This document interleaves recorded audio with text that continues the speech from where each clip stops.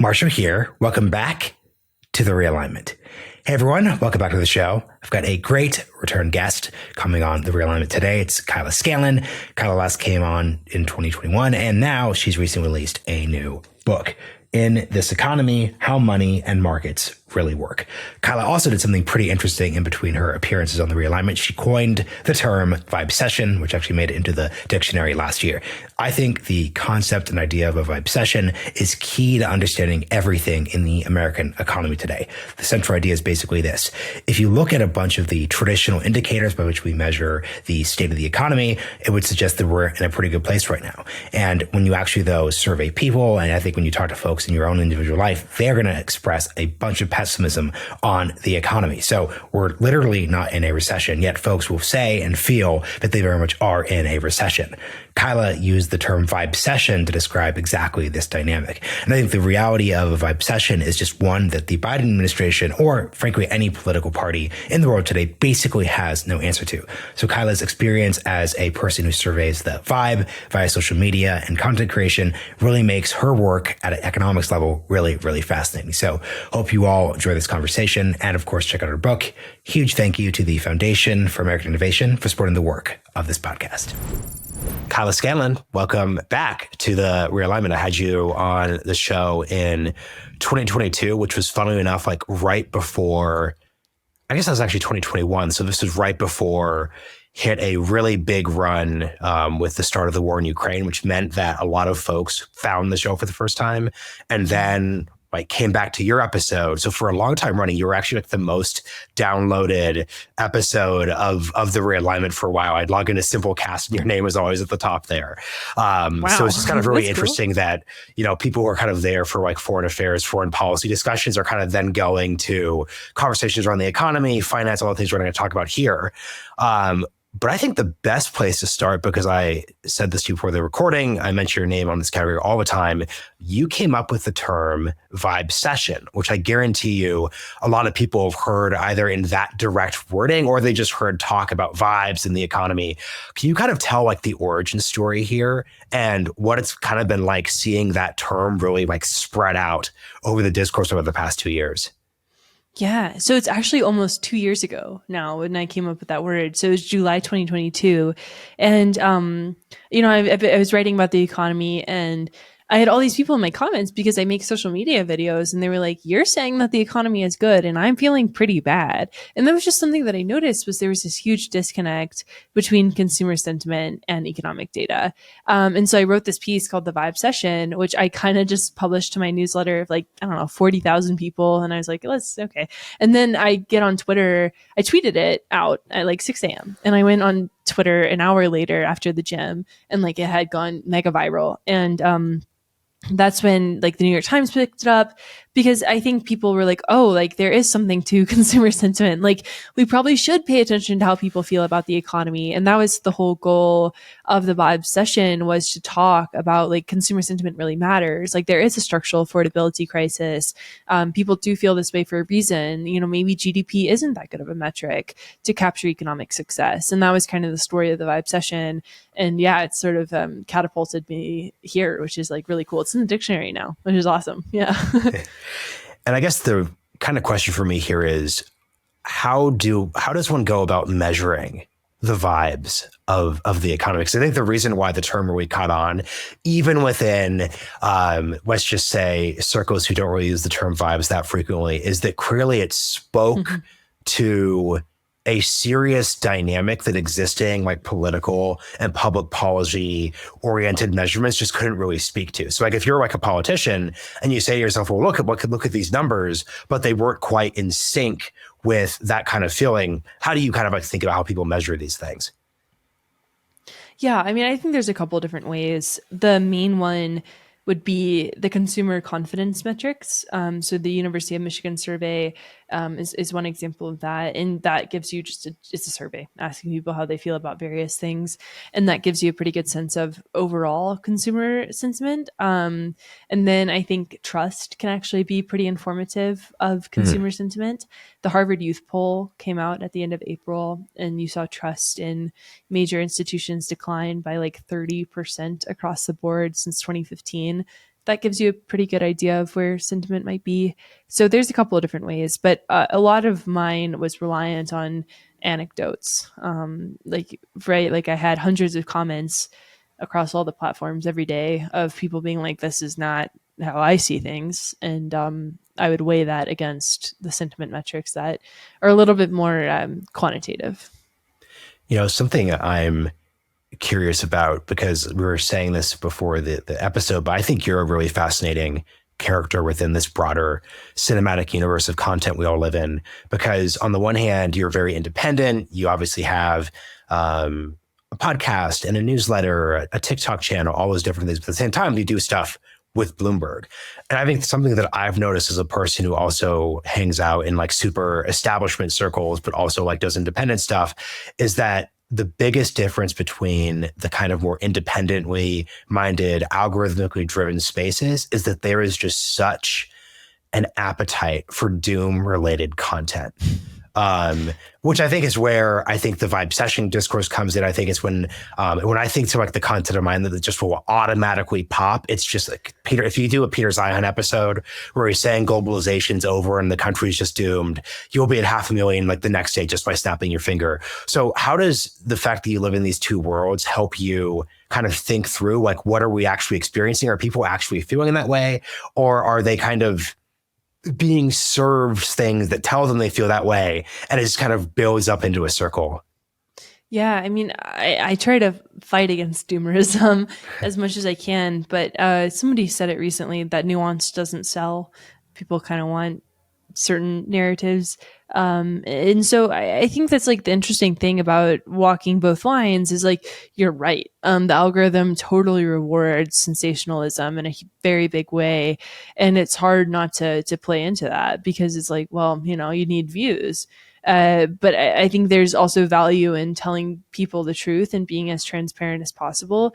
And so that's kind of what I try to do with my work is I try as much as I can to remove my personal opinion from it. I don't always succeed because I am a person, but I try the best I can to just give people the information that they need to make the decisions about their life.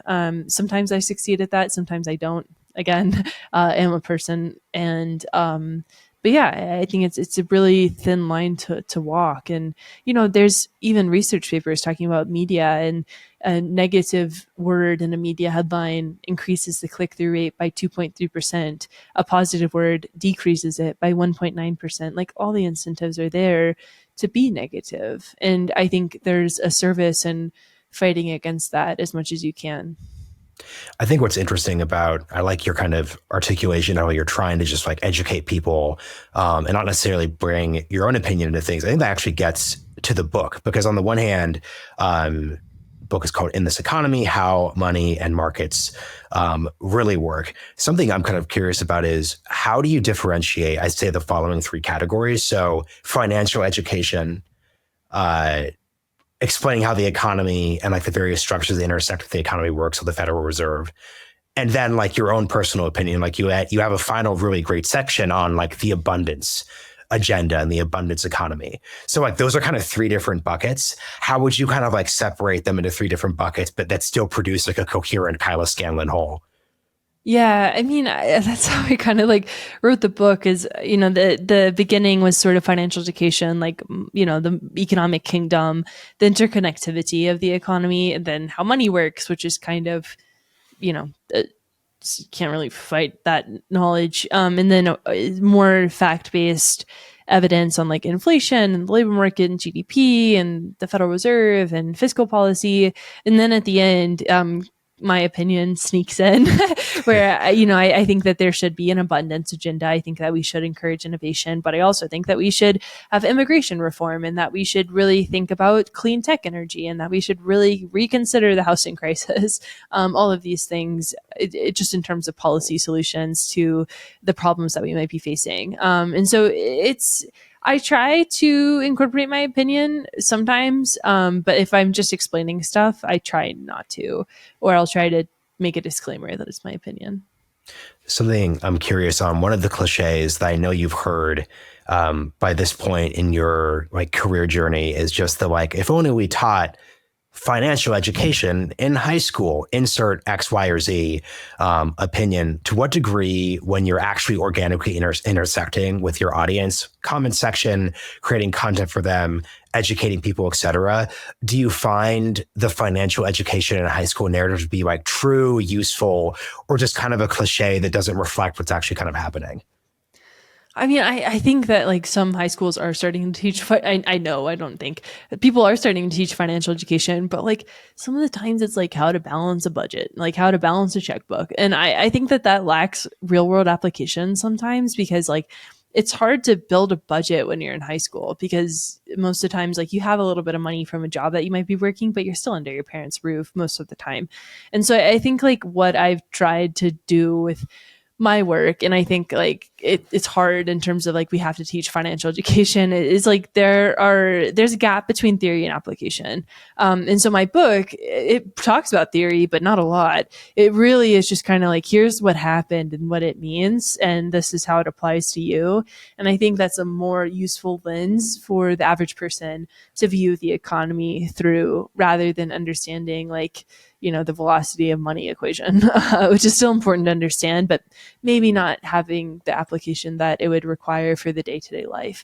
And so that's how I sort of think about this book in economics education in general, is you have to have the theory, but then you also have to talk about the theory and how it breaks. And that was the goal of the book. You know, it's kind of funny. Even when you kind of said the balance your checkbook thing, like not only did my like 32-year-old eyes glaze over, but like I just definitely know that like my high school self like wouldn't have paid attention.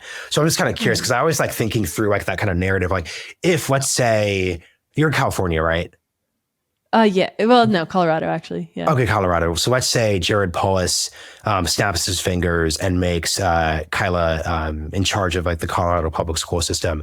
If you could design a high school, middle school, pick your K through 12 poison, financial education curriculum, like what would it look like? Because like I think the problem with the balancing your checkbook thing is that it's like not quite responsive to the actual financial challenges people are encountering at that age, but B, it doesn't quite obviously like capture the mind in a way that's like actually sustainable. I'm just curious if you have any thoughts on that. Yeah, I thought about this a lot actually, and I still don't have a great answer. But I think like it has to be like kind of a course based unit. I think AP Economics does an okay job, but like I would sort of revamp AP Economics and really focus on supply and demand. I think that's like a super important thing for people to understand. I would have like a whole week on opportunity cost. I would have a whole week on like how to build an investment portfolio, how to open an investment app, what it looks like to buy bonds from the US Treasury, sort of the difference between stocks and bonds. So really, it would probably be like very similar to a Finance 101 / Econ 101 kind of course. But I think that's kind of what high schoolers need at least exposure to. Like it is, I mean, even when I went to college, I had no idea you could major in finance. I'd never taken an econ class in my whole life.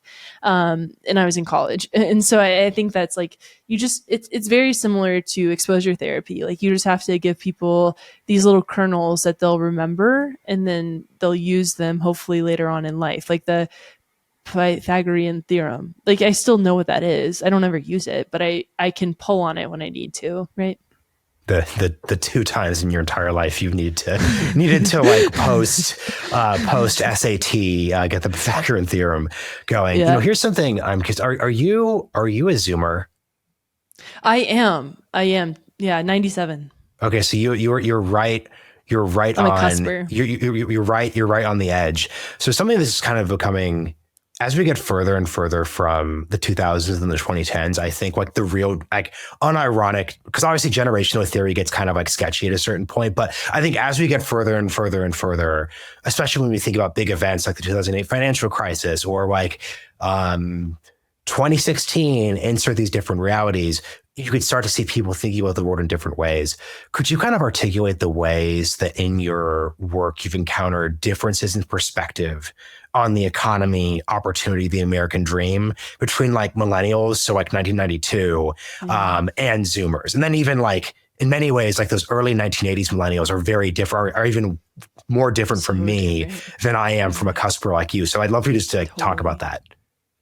Oh, yeah. I mean, I think we have more in common than you probably have in common with a 40-year-old. And I think that like kind of comes through like the young age that we experienced the financial crisis at. I think it also comes through like experiencing so many financial crises during formative years. And I think every generation has had a series of very serious problems. This is kind of like what always comes up when I talk about generational differences. It's like everybody had a bad time. And it's like, okay, yeah, like everybody did have a bad time, but like we're talking about this bad time right now.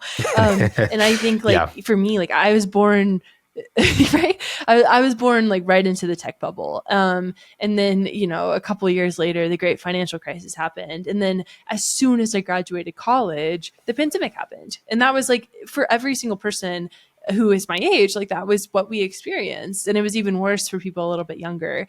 And so I think that totally warps how you experience the economy. Because number one, I never really experienced an office environment. And so for me, like this is way more natural than like going into a desk. And so I think that changed how people thought about work. I think it changed how they thought about like their passions. And I think for people who were maybe not in their formative years during that time, there was still like, okay, this like corporate mentality to a certain extent. But I also think the older millennials got totally toasted by the financial crisis and are still like pulling themselves out of that.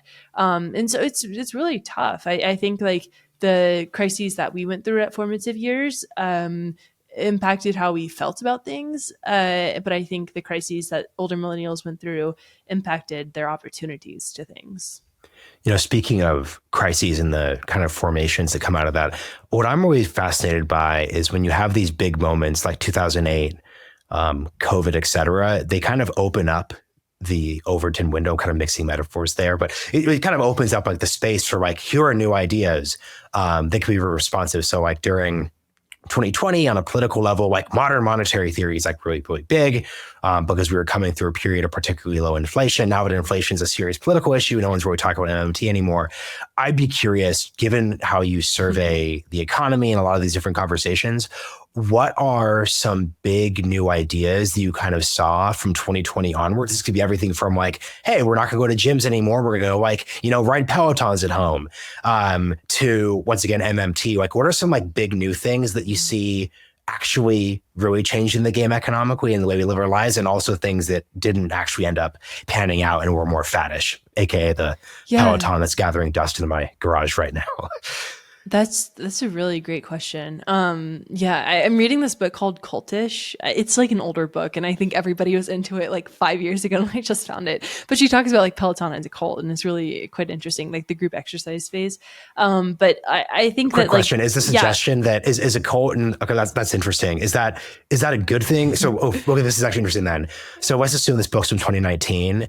If it's a cult, is that a good? If you read this book and you're like you're like buying stock in Peloton, would you buy or would you sell based on what this book is saying? You'd buy. Yeah.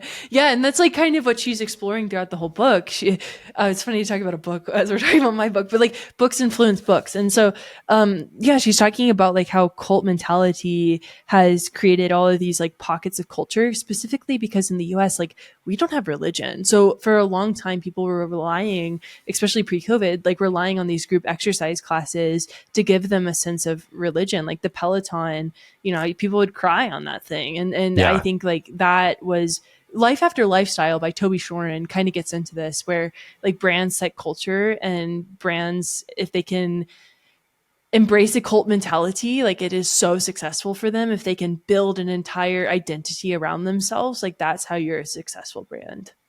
If you have a cult. You know, it's fascinating because that's actually such a great answer, because it's not even as if the author's take is incorrect and that like Peloton's NPS is still crazy. Like the people who still like actively use their Pelotons, like still love their Peloton. It's the greatest product that hasn't done well. The question and the issue that Peloton's stock price hasn't really ridden on is the fact that can you scale beyond that cult? Like, is this the Amazon of fitness? Is this the Apple of fitness? Or is this just like a subscription product that like has all hardware problems where it's just like really, really, really difficult to build additional members of the cult? So that's such an interesting way of like thinking about it. Yeah, well, and this is like a fuzzy answer to the question that you asked, but like I think that's kind of what we're experiencing with the economy is like we have these pockets. Like we really have a bifurcated economy. Like we do not have connection in any sense of the word. And so you kind of have like the Peloton cult, like you have the Lulu cult, like all of these different cults all spread throughout the economy. And then you also have like cults within the cults and like bifurcation of the cults. Like to get more, numeric with it, there's a subset of millennials that are going to inherit homes from their boomer parents. And then there's a subset of millennials that won't. And John Byrne Murdoch over at the FT wrote a piece on it. And he was like, this is going to be really weird for people because you're going to see wealth inequality widen even more because of a separated economy. So not necessarily a cult, but I think that this like the individualistic mindset has really taken hold in a really big way post-COVID, I think. And like that's kind of just what we see is we see pockets and pockets and separation of each other and then separation quantitatively as well. I think that's such an interesting way of thinking about it because I think the broad reality that even Gen Xer and below has to experience is this reality of like the end of the monoculture. So there just is like, I like this idea of like really like pockets.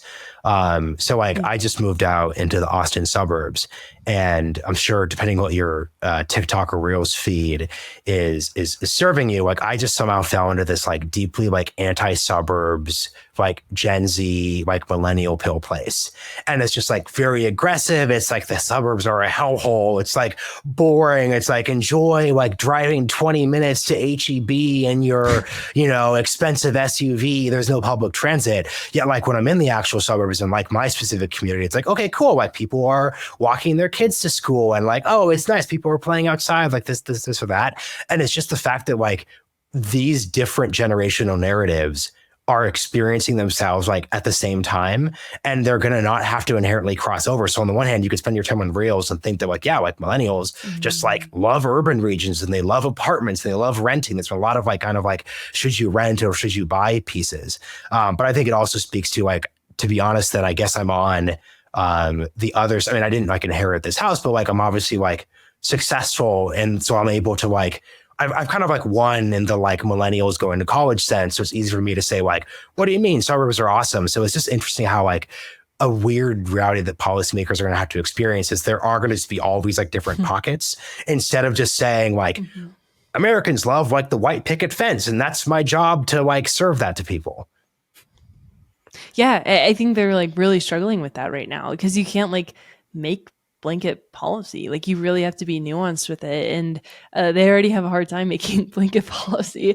And I think like there's a really good study that shows that like 70% of Americans feel fine about their personal financial situation, but only 30% feel okay about the national situation. I'm rounding up and down there, but that's impossible to make policy around to your point of like, the nuance of it, because you have people who are like, I'm okay, but I think everything is bad.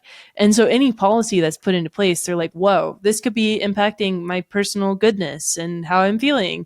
Like, why would you do this to me? And I think that's like the hairy situation too, from a policy making perspective, is how do you make policy for people who hate everything but feel okay about themselves? Well, I think you kind of summed it up well, and I'll push you on this because you're the coined vibes expert here. I feel as if let's just buy the stats, right? Because as you know, everyone and their cousin will find some way to object to stats. But let's just say 70% of financial. Actually, can I push? I'm not even disagreeing with you, but this is why it's not that I hate. It's not why I hate. It's not that I hate this space. It's just there's so many cliched statistics. So I'm sure you know the statistic that a majority of Americans don't have 400 in an emergency fund. I know. So I knew you were going to like object to this one, but like if that statistic is true, then how could 70% of people be fine? So how should we actually measure through these different like stats or to your point, stories about our financial and like economic lives? Yeah, I think that's like the really hairy part right now. And that's a good call out to me on citing a stat, but then having issues with another stat. That was good. And the reason I have issues with the paycheck to paycheck thing is because we measure it like 25 different ways. And then also most of the time those studies are commissioned by like a payday company, a payday loan company, who are like everybody's having a bad time, and they won't release how they measure the things. But anyway, and so yeah, I mean, I think like this is it's really interesting that you bring this up, because this is something I've been noodling on for a while, is like how bad the economic metrics are that we look at, because a lot of them are survey based and nobody's like really responding to surveys anymore. Like the JOLTS, the job openings and labor turnover survey, the response rate is down to like 30%, I think. And we really rely on that to give us an indication of the strength of the labor market. And then surveys at large too, like people will say all sorts of things that they don't necessarily mean. It's kind of like the McDonald's quote from their former CFO. He's like, we can have salads on the menu, but people are going to order a cheeseburger. They can say they want a salad, but they're coming in for the burger. And I think that's like the economy, is people are like, I want a salad, and they're going to have a burger.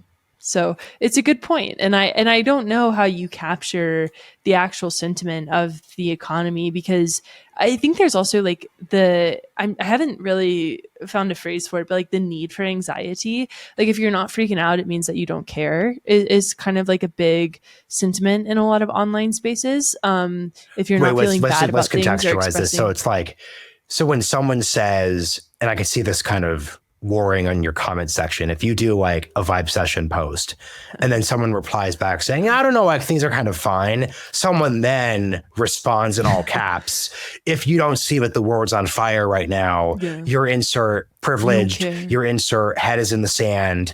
Is that kind of like how people would like have that fight? Yeah, exactly. Yeah, or like they would fight me. Fair. Be like, I was being generous. You're really privileged. Yeah. I've been called everything, but yeah, that's kind of like what people would do, is they would be like, if you can't see the massive disaster that we're running toward, like obviously you don't care about anybody but yourself, and like you're living up on a hill, and people are whatever. And like there's an element of truth to that. Like we do have a structural affordability crisis. There are geopolitical conflicts happening that are causing mass stress and mass chaos, and people that impacts people. And so like there's a reason that people would say like, oh, things are bad. But I think the thing that researchers have been trying to figure out is like, they're not that bad. It could be way worse. And like, that's kind of the camp that I fall into, is like, I'm in the economy too. I get why people feel bad. Things are expensive. Rent is really high. It sucks to a certain extent. But I think the response is very much, and this is something you could spend the rest of time thinking about, like, right, like you could be a Aristotle and still be having this conversation from his time to now about like why people feel bad about the economy. But yeah, it's a puzzle. I mean, it's not a puzzle. We know why, but how do you fix it? Yeah. So I'll ask the question then, like how would you define, let's be like super generous here. How would you define the economic disaster that people are articulating? Because on the one hand, there are different things here. So on one hand, like, and this is where I'm really like, I really tried to be kind of good faith here, but like a lot of the people who are talking about inflation, gas prices, et cetera, were also saying there was doom before that was kind of like the narrative. So I think that goes to kind of your point around how there seems to be this like need for anxiety to a certain degree. But at a broader level, housing affordability, cost of higher education, like et cetera, like those like real, like serious, like cost increases. I get that. So like kind of help me understand like what you think the disaster we could be running towards is, and like definitely what your audience thinks there is. Yeah. I mean, I think that the disaster that we could be running toward, like wealth inequality, is a really big deal. Like not enough homes is a big deal. Can we get inflation back down to 2% is a big deal. What's going to happen with the interest cost servicing on the U.S. government debt? Like, is that going to outpace defense spending? Like, they're all these really big questions. And then we have like this huge question mark in the form of AI. Like, is that going to just eat us alive and make us like, we're all going to have AI boyfriend, girlfriends, and the fertility rate will go to zero? Like, is that going to happen? So I think like now more than ever, there's just a sense of general uncertainty because we have more information than ever, but not a lot of knowledge. Like people will skim headlines and sort of form a narrative from that. And so I think that's kind of like the crisis is like there are these real economic uncertainties compounded by like socioeconomic uncertainty, compounded by way too much information all of the time. And that's enough to drive anybody a little bit nuts. Yeah, and this is where I'll go back to a question that I didn't quite ask a few minutes ago. This is definitely gonna get foofy. I appreciate how like data driven you are, so just bear with me for a second. So you said earlier a serious question for policy makers is how do you deal with that 70-30 dynamic? 70% think they personally are in a good financial place, but only 30% think the country is in a good financial and economic place. And kind of like my answer to that question is like, this is where vibes come in. And it's kind of funny at a political strategy level, separate from your individual opinion on Bidenomics, the actual like economic policy strategy the Biden administration pursued was like, look, people are down on America post-COVID. So here's what we're going to do. We're going to focus on manufacturing. We're going to focus on like really putting the country in a really strong place in order for people to feel confident again, like moving into the 2030s, really going after this like Morning in America, like 1984 style image, but from like a more center left perspective. But that was like the clear narrative. And obviously the manufacturing numbers have been great. You passed things like the CHIPS Act, like you're investing in infrastructure, but the political problem for them seems to be that they could have a 1980s style economy, but not like 1980s vibes. And this is where it gets foofy. Like I'm getting served. This is really me just like aging. I'm getting served like all this like 1980s, like Miami Vice, like real stuff. It's like really cool, like MTV music videos. And that's what I think of when I think of vibes. And like, I just don't get the sense that like you look at today's economy and you feel like quite the same way about the economy that you'd feel in like 84, 85, 86. So I guess my question for you is, what would a good vibes economy feel like? In a way that isn't just, we've had 20,000 manufacturing jobs that wouldn't have been here if not for X, Y, or Z policies. Like what do vibes look like at an economic level? Like, what do you think about that? Culture is flat. I mean, so like culture is not flat if you know where to look, but like broad mainstream culture is kind of flat. Like the Marvel Cinematic Universe is a disaster, and like we're kind of exiting that. Like there has been more innovation within media and like movies that we're consuming, but I think that's like kind of part of what you're talking about is like during the 1980s there was experimentation to a certain extent. There was a freedom to try things. There's this really good piece called Negative Yield New York that talks about how cheap it was to move to New York and like take a shot, just try.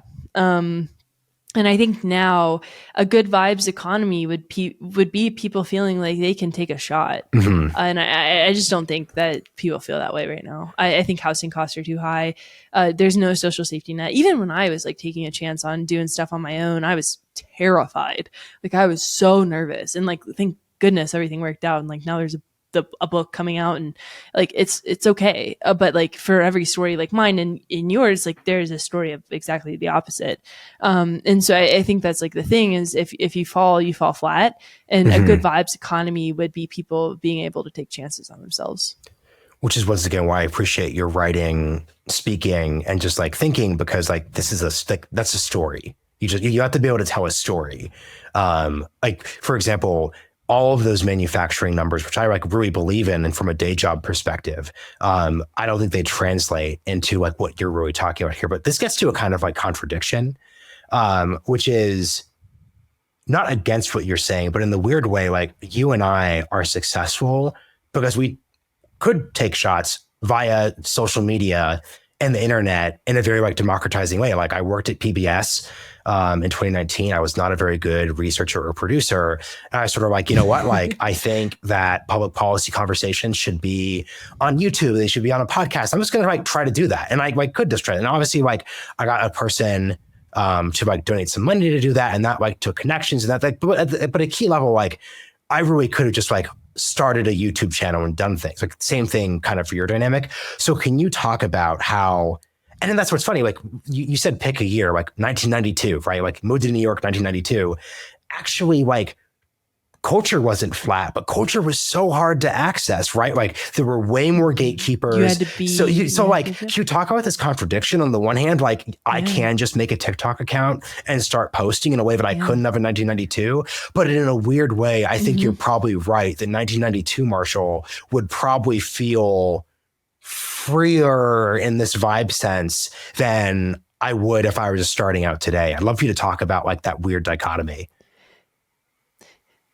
No, it's such a good point, because there were so many gatekeepers, and you couldn't just go on Spotify and like find music, like, and you couldn't just upload to Spotify. You and I couldn't just upload to YouTube. You had to like be places and do things, and so in that sense, like the barrier to entry was extraordinarily high. But I think there are. I'm still working through the theory. I've thought about what you asked me before in terms of this question, but like. I think now, because it's so easy, there's almost like a little bit too much.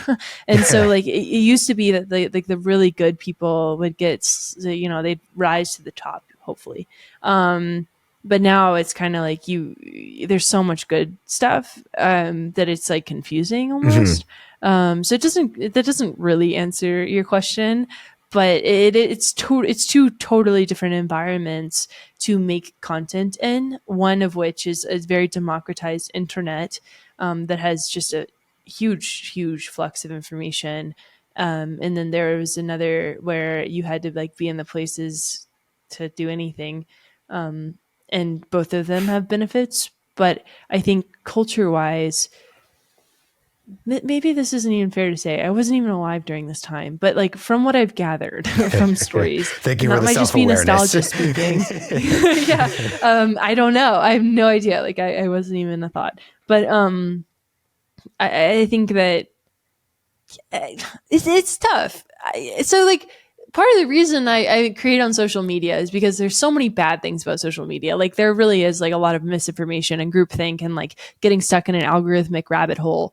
And so like I make my content on there because I'm like, this is where people are at. And like, you just have to meet people where they are and make things that are interesting for them. And like, it's so easy. Like, after we finish our call today, I'm going to film a little video. It'll take me about an hour and then I'll upload it. And there it is. Versus like the barrier to entry was probably so much higher in the 1990s. And I don't know what that means. So I'm gonna not answer your question because I don't have a good answer. No, and I think this really isn't I think this is why this is both like a daunting but intellectually exciting time, because like there actually aren't. This is what I kind of meant when I said like, hey, in 2020 it was just totally open. Everyone had all these theories. Like now we're kind of in the wake of that moment, and it's very clear that some things like really did not work out, and other things kind of did work out. So, in this last section of the more kind of personal questions. So one, I'd love to hear, I did a version of this with Taylor Lorenz a few months back. I'd love to hear like the Kyla Scanlon career theory of the case. Because there are a lot of people who create content and they like go be independent creators. Like at an identity level, like that's a huge part of their thing. Like people on the show, like No Sagar, like I can tell you guys at a very personal level, he will never work for a mainstream establishment media company ever again, because he like so has independence at a core of his identity. Even if they're like, we'll make it work for you. Like you just have to do like a quick Sunday. It's like, no, it's just like not going to happen. You are kind of in multiple worlds with like Bloomberg. I'd be curious like how you think about these things. Yeah. I mean, I think for me, like, you can't monetize fully on the platforms. At least I can't at the level that I'm at. And so it's nice to be able to rely on outside contracting. And then also for me, I started, sorry if you can hear the car alarm, but I started when I was 24. And so I really didn't have like mentorship. And I was like, what the heck am I doing? Like, what am I talking about? Every year I feel like I've gotten like, I know less. And so I wanted to work with mainstream establishments because I was like, I need to know how to tell stories. I don't have a journalism background. I don't want to like pretend that I know how to do any of this. I don't consider myself a journalist. I don't really consider myself an economist. I consider myself somebody who consolidates information. I'd like to achieve the status of economist one day. I don't know what that takes. It might just be a self-identifying thing, but yeah, so like I started working with Bloomberg Opinion. I've done some stuff with FT. I wrote that piece for New York Times Opinion. I've written for New York Mag, with the goal of hopefully like learning as much as I can from these like very, very smart people, and it's been very good. Bloomberg Opinion, I've learned a lot about story structure from them. I co-host this podcast with Well Simple, who's an asset manager up in Canada, because I wanted to learn what it was like to like produce a good podcast. And like you can kind of learn about all that stuff on your own, but like you sort of learn it better when you're in an environment. And so I kind of straddle the line between my own content, which is videos, which I learned from watching other people make videos, but then like moving on to the second step beyond social media and just making TikTok videos is like producing good stories about the economy. And I need to be around people who know how to do that in order to do it. So is Colorado, because like LA, Colorado, like how do you think about Colorado? Is like how do you think about like where you base yourself? Like kind of given that, because I think it's kind of interesting because like New York was particularly attractive during COVID, obviously, because like everyone and their cousin moved there. It was super cheap to live. Okay, within the category of New York, 21st century. Relatively. I got no broker's fee, 3 months free, and no security deposit. So like that's the equivalent. That's the equivalent. I was only there for a year, and people were sort of like, "Do you regret it?" Like because I obviously was up and out. Like it will never be that cheap categories to live in New York. But then half of the city was shut down because of COVID, so it was really like a wash. But like, how do you think about like where you place yourself geographically? Because like on paper you should be in New York right now. That's what I'm like really, because even you living in LA was kind of fascinating to me, because like, you know what I mean? Like you would just pop over to the Bloomberg office like every other day to film something. I'm curious like how you think about where you lived. I don't think, and that's the problem. So like, I grew up in Kentucky and I moved out to LA for my job at Capital Group when I first graduated. And then the pandemic like literally happened right away. And I was like, and so I just stayed in LA. And then I was like really sad. And when you're sad, you move to Denver. And so I moved to Denver, Colorado for a little bit. But I travel every week right now. So I travel a lot. And that's kind of like what's nice is like to have a home base, whether that be Kentucky or whether that be Colorado sometimes. It's just like, it's nice to have a home base, or California sometimes, even New York sometimes. I live a lot of places all of the time. And yeah, it's just like, for me, I just kind of need my bike, and I'm thinking more and more about in-person stuff, because I kind of want to explore like TV. But I don't know. Yeah. What do you think about, and this was another theme of the Taylor Renz interview. So I kind of asked Taylor, I was like, hey, Taylor, like, why, given that you cover independence and creators, like, why are you at the Washington Post? And she gave like a funnily depressing answer, which is all this stuff is going to go away in a few years. So you might as well get your check now. And I could be an independent person later, which is like a joke, but it's also like directionally accurate. Like you and I are like a little too young for it, but I think back to like 2015, 2016, peak BuzzFeed, peak Vice era. There could have been like a lot of like anyone could like raise money to do a media company then. When you say you want to do TV, like what does that kind of mean for you? Because there's this weird thing where it's like, okay, like I could definitely see you pretty easily getting like a CNN contributorship, but like to what end, right? Like, sure, like they pay you like some decent amount of money, but like, is that what your audience is? Like, how do you think about like an opportunity like TV? I want to do a Bill Nye the Science Guy, but for economics. Yeah. So that would be like the TV show. Oh, so you want to like be a creative like in TV. Yeah. I don't want to commentate on the economy. That was such a depressing. No, it's okay. That was such a depressing view into like the way I see the world. Yeah. In terms of like, it makes sense. No, but like, so, okay, cool. Okay, can you, tell me about Bill Nye the Science Guy for TV? Yeah, it's still like workshop. I don't know if it'll happen or not, but it's like, as I've been thinking more and more, because like the book was my big project, and now I kind of have like this hole in my life, and I got to fill it with work. Yeah.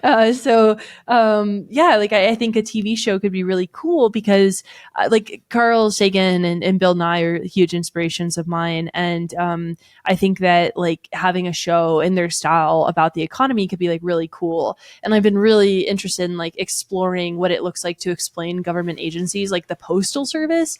That thing is so cool. Like the Federal Reserve, like the inner workings of it. I just think that if you can have more transparency around government functionality and like show people that in a really cool, tangible way, that would be like immensely valuable to people. And I don't think that we have content that's like that I've been exposed to. There's probably something out there, but yeah, that would be like something I'd really want to work on, is Bill Nye the Science Guy, but for economics, because I think that could do a big service to people.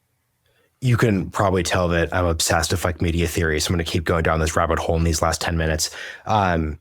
When you think about creating Bill Nye the Science Guy, but for economics, and then you say TV, is that you getting? I mean, look, I to be honest, I used to work at PBS, as I said. Like, there's entirely a world where one of the like PBS stations, like WNYC, WGBH in Boston, et cetera, would love a show like that. And that's obviously where like Bill Nye the Science Guy, like that aired on PBS. So that's definitely something which I could see someone supporting. So there's that model. There's selling a show to CNN, but there's also just like putting it on YouTube. Like just doing it yourself. Like there are a lot of like children's like shows on YouTube. Yeah. So how do you think about where you would want a show like that to live?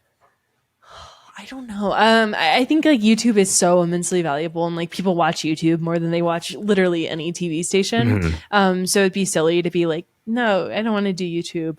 And like streaming wars are over, so like I don't think it's smart to try. Man, in if this were 2021, if this is the tragedy of Kyla Scanlon, if you had started what you started in, let's say, 2017. You would have so gotten a 1-season Netflix deal that like reached the cusp of greatness, but didn't quite get renewed because the money ran out. But I'm sure you think about that a lot. But it wouldn't have worked. I would have not worked in 2017, because the only reason I worked is because the economy got weird. People would have not soaked up economic content in 20. They wouldn't have. If I had been like the Federal Reserve, people would have been like, okay, weird little girl, like, go into the corner. And so, but because GameStop happened, like that was like my moment of rising. I was like, here's what's happening, if you're interested. And so like everything worked out timing wise, but yes, I do wish it was 2017 streaming wars, because I could have gotten a show funded. But yeah, I think there could be other ways to do it. I think like PBS is like such an amazing project, such an amazing thing that has been so important in my life growing up.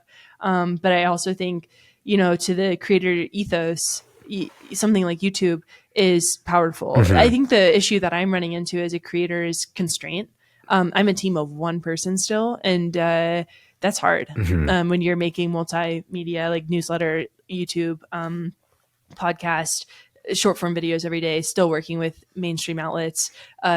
It's hard to find the skills necessary to produce a children's TV show. So we'll see. Yeah. No, that's really cool. And I hope someone in those spaces listening, because I 100% endorse Kyla in those categories. So let's wrap with this. Now you've written this book. Actually, no, quick question. What's the purpose of a book in this environment? And here's what I mean by that, right? So like, I suspect that like the audience that you have on TikTok isn't necessarily like the hardcore like book buying audience. So as you thought of this product, just by default, how did you think about the way that you put together this book in a way that you could conceivably sell to the audience you've created? But I guess the thing that's interesting here, I thought about going into publishing a few years back, so I'm always thinking about this. I wouldn't have thought that the TikTok audience that you created existed either. So obviously, like you're kind of like onto something. But you're kind of like onto something here. So just like, how did you think through the book project? Yeah. Oh God, I rewrote the book 3 times because I was struggling with that, which I don't recommend doing. Don't rewrite your book. Not best practice.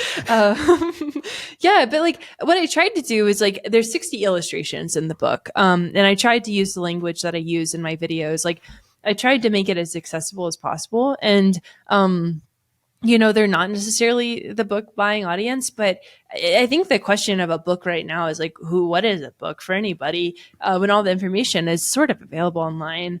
And so he'll from Gumroad has an idea that books are like a totem. Like they're kind of something that, like, you know, we both have bookshelves behind us, Yeah. and all of our books are on display because they're beautiful and there's something to like share with the world.